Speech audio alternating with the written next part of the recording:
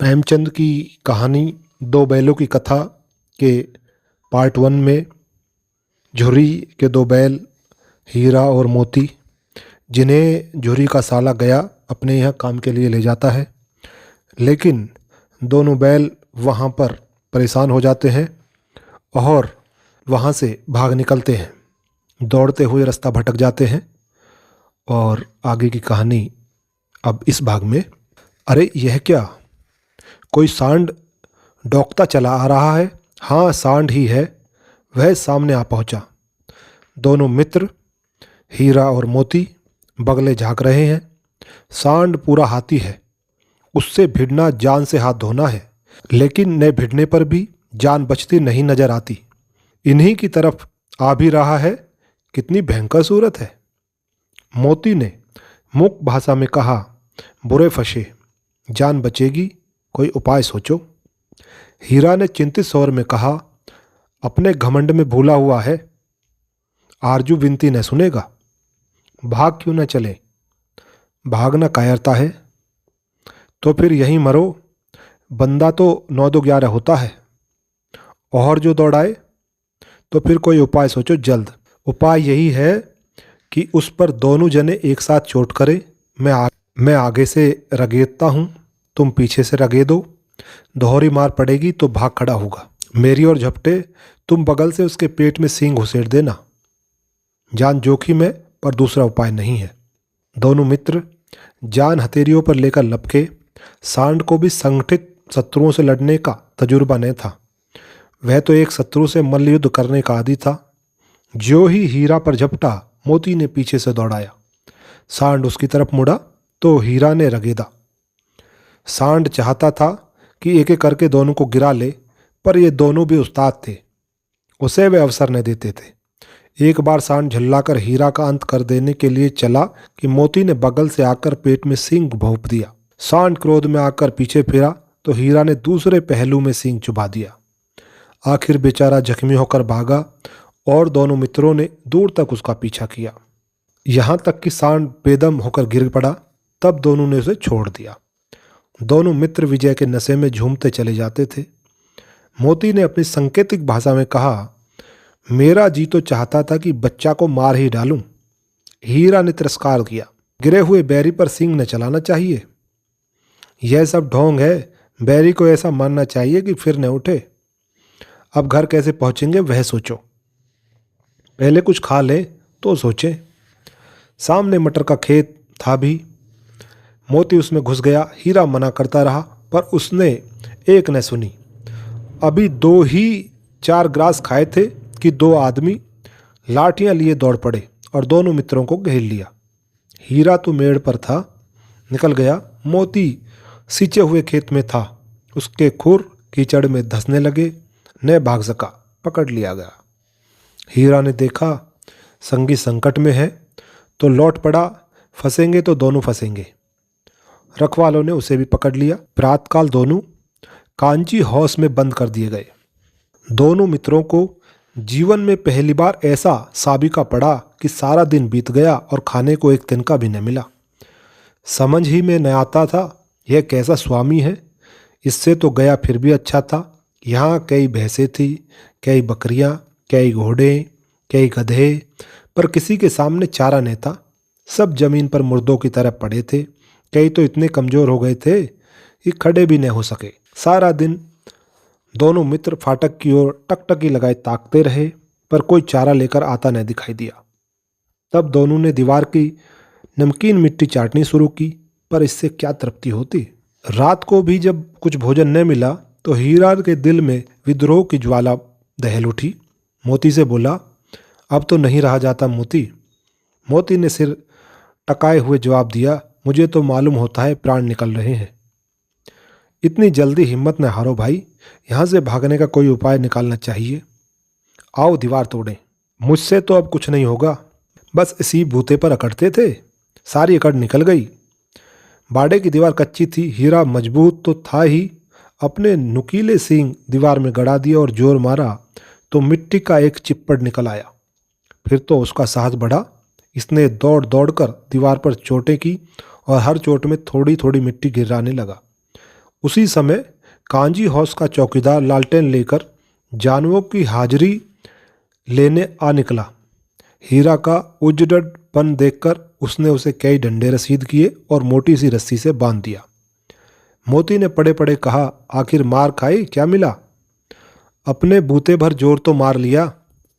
ऐसा जोर मारना किस काम का कि और बंधन में पड़ गए? जोर तो मारता ही जाऊंगा, चाहे कितने ही बंधन पड़ते जाए। जान से हाथ धोना पड़ेगा। कुछ परवाह नहीं, यों भी तो मरना ही है। सोचो, दीवार खुद जाती तो कितनी जानें बच जाती। इतने भाई यहाँ बंद है, किसी के देह में जान नहीं है। 2-4 दिन और यही हाल रहा तो सब मारे जाएंगे। हाँ, यह बात तो है। अच्छा तो ला, फिर मैं भी जोर लगाता हूँ। मोती ने भी दीवार में उसी जगह पर सींग मारा। थोड़ी सी मिट्टी गिरी और हिम्मत बढ़ी। फिर तो वह दीवार में सींग लगाकर इस तरह जोर करने लगा मानो किसी प्रतिद्वंदी से लड़ रहा है। आखिर कोई 2 घंटे की जोर आजमाइश के बाद दीवार ऊपर से लगभग 1 हाथ गिर गई। उसने दूनी शक्ति से दूसरा धक्का मारा तो आधी दीवार गिर पड़ी। दीवार का गिरना था कि अधमरे से पड़े हुए सभी जानवर चेत उठे। तीनों घोड़ियां सरपट भाग निकली, फिर बकरियां निकली, उसके बाद भैंसें भी खिसक गई, पर गधे अभी तक ज्यों के तो खड़े थे। हीरा ने पूछा, तुम दोनों क्यों नहीं भाग जाते? एक गधे ने कहा, जो कहीं फिर पकड़ लिए जाए तो क्या हर्ज है, अभी तो भागने का अवसर है। हमें तो डर लगता है, हम यहीं पड़े रहेंगे। आधी रात के ऊपर जा चुकी थी। दोनों गधे अभी तक खड़े सोच रहे थे कि भागे या न भागे, और मोती अपने मित्र की रस्सी तोड़ने में लगा हुआ था। जब वह हार गया तो हीरा ने कहा, तुम जाओ, मुझे यहीं पड़ा रहने दो, शायद कहीं भेंट हो जाए। मोती ने आंखों में आंसू लाकर कहा, तुम मुझे इतना स्वार्थी समझते हो हीरा? हम और तुम इतने दिनों एक साथ रहे हैं, आज तुम विपत्ति में पड़ गए तो मैं तुम्हें छोड़कर अलग हो जाऊं? हीरा ने कहा, बहुत मार पड़ेगी, लोग समझ जाएंगे यह तुम्हारी शरारत है। मोती गर्व से बोला, जिस अपराध के लिए तुम्हारे गले में बंधन पड़ा, उसके लिए अगर मुझ पर मार पड़े तो क्या चिंता। इतना तो हो ही गया कि 9-10 प्राणियों की जान बच गई, वे सब तो आशीर्वाद देंगे। यह कहते हुए मोती ने दोनों गधों को सींगों से मार मार कर बाड़े के बाहर निकाला और तब अपने बंधु के पास आकर सो गया। भोर होते ही मुंशी और चौकीदार तथा अन्य कर्मचारियों में कैसी खलबली मची, इसके लिखने की जरूरत नहीं। बस इतना ही काफ़ी है कि मोती की खूब मरम्मत हुई और उसे भी मोटी रस्सी से बांध दिया गया। 1 सप्ताह तक दोनों मित्र वहां बंधे पड़े रहे। किसी ने चारे का एक तुणका भी न डाला। हाँ, एक बार पानी दिया जाता था, यही उनका आधार था।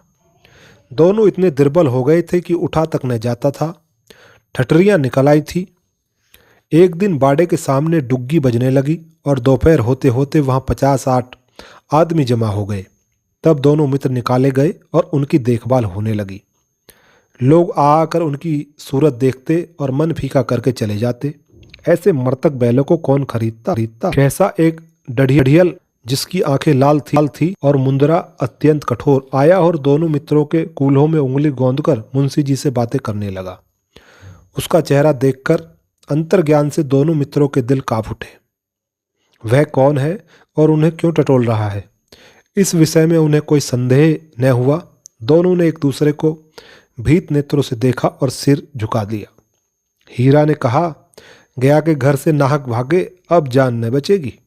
मोती ने अश्रद्धा के भाव से उत्तर दिया, कहते हैं भगवान सबके ऊपर दया करते हैं, उन्हें हमारे ऊपर क्यों दया नहीं आती? भगवान के लिए हमारा मरना जीना दोनों बराबर है। चलो अच्छा ही है, कुछ दिन उसके पास तो रहेंगे। एक बार भगवान ने उस लड़की के रूप में हमें बचाया था, क्या अब ने बचाएंगे? यह आदमी छुरी चलाएगा, देख लेना। तो क्या चिंता है, मांस खाल सींग हड्डी सब किसी न किसी काम में आ जाएंगे। नीलाम हो जाने के बाद दोनों मित्र उस दढ़ियल के साथ चले। दोनों की बोटी बोटी कांप रही थी। बेचारे पांव न उठा सकते थे, पर भय के मारे गिरते पड़ते भागे जाते थे, क्योंकि वह जरा भी चाल धीमी हो जाने पर जोर से डंडा जमा देता था। राह में गाय बैलों का एक रेवड़ हरे हरे हार में चरता नजर आया। सभी जानवर प्रसन्न थे, चिकने चपल। कोई उछलता था, कोई आनंद से बैठा पागुर करता था। कितना सुखी जीवन था इनका, पर कितने स्वार्थी हैं सब। किसी को चिंता नहीं कि उनके 2 भाई बधिक के हाथ पड़े कैसे दुखी ही है। सहसा दोनों को ऐसे मालूम हुआ कि यह परिचित रहा है। हाँ, इसी रास्ते से गया उन्हें ले गया था। वही खेत, वही बाग, वही गांव मिलने लगे। प्रति क्षण उनकी चाल तेज होने लगी। सारी थकान, सारी दुर्बलता गायब हो गई। आहा, यह लो, अपना ही हार आ गया। इसी कुएं पर हम पुर चलाते आया करते थे। यही कुआं है। मोती ने कहा, हमारा घर नगीच आ गया। हीरा बोला, भगवान की दया है, मैं तो अब घर भागता हूँ। यह जाने देगा, इसे तो मैं मार गिराऊंगा। नहीं नहीं, दौड़कर थान पर चलो, वहां से हम आगे न जाएंगे। दोनों उन्मुक्त होकर बछड़ों की भांति कुलेले करते हुए घर की ओर दौड़े। वह हमारा थान है। दोनों दौड़कर अपने थान पर आए और खड़े हो गए। दड़ियल भी पीछे पीछे दौड़ा चला आता था। झुरी द्वार पर बैठा धूप खा रहा था। बैलों को देखते ही दौड़ा और उन्हें बारी बारी से गले लगाने लगा। मित्रों की आंखों से आनंद के आंसू बहने लगे। एक झुरी का हाथ चाट रहा था। दड़ियल ने जाकर बैलों की रस्सियां पकड़ ली। झुरी ने कहा, मेरे बैल हैं। तुम्हारे बैल कैसे? मैं मवेशी खाने से नीलाम लिए आया हूँ। मैं तो समझता हूँ चुराए लिए आते हो। चुपके से चले जाओ, मेरे बैल हैं। मैं बेचूंगा तो बिकेंगे। किसी को मेरे बैल नीलाम करने का क्या अख्तियार है? जाकर थाने में रपट कर दूंगा। मेरे बैल है, इसका सबूत यह है कि मेरे द्वार पर खड़े हैं। दड़ियल झल्लाकर बैलों को जबरदस्ती पकड़ ले जाने के लिए बढ़ा। उसी वक्त मोती ने सींग चलाया। दड़ियल पीछे हट पड़ा। मोती ने पीछा किया। दड़ियल भागा, मोती पीछे दौड़ा। गांव के बाहर निकल जाने पर वह रुका, पर खड़ा दड़ियल का रुख देख रहा। दड़ियल दूर खड़ा धमकियां दे रहा था, गालियां निकाल रहा था, पत्थर फेंक रहा था, और मोती विजयी सूर की भांति उसका रास्ते रोके खड़ा था। गांव के लोग यह तमाशा देखते थे और हंसते थे। जब दड़ियल हार कर चला गया तो मोती अकड़ता हुआ लौटा। हीरा ने कहा, मैं डर गया था कि कहीं तुम गुस्से में आकर मार न बैठो। अगर वह मुझे पकड़ता तो मैं बेमारे न छोड़ता। अब न आएगा तो दूर ही से खबर लूंगा, देखूं कैसे ले जाता है। जो गोली मरवा दे, मर जाऊंगा, पर उसके काम तो न आऊंगा। हमारी जान को कोई जान ही नहीं समझता, इसलिए कि हम इतने सीधे हैं। जरा देर में नांदों में खली, भूसा, चोकर और दाना भर दिया गया और दोनों मित्र खाने लगे। झुरी खड़ा होकर दोनों को सहलाता रहा और 20 लड़के तमाशा देख रहे थे। सारे गांव में उत्साह सा मालूम होता था। उसी समय मालकिन ने आकर दोनों के माथे चूम लिए।